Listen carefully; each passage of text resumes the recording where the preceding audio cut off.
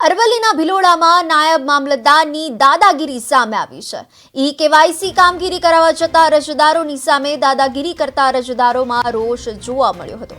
Tribal વિસ્તારમાંથી આવતા બુજુર્ગ વયના અરજદારો ઉપર ઠાઠ જમાવતા તાલુકા સદસ્ય દ્વારા અરજી કરવામાં આવી હતી।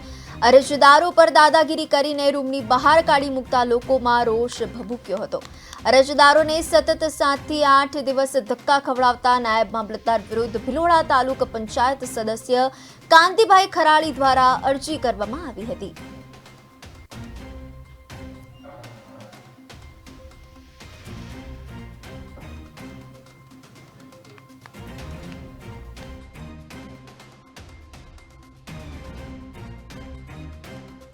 ભિલોડા તાલુકો આદિજાતિ વસ્તી ધરાવતો વિસ્તાર છે।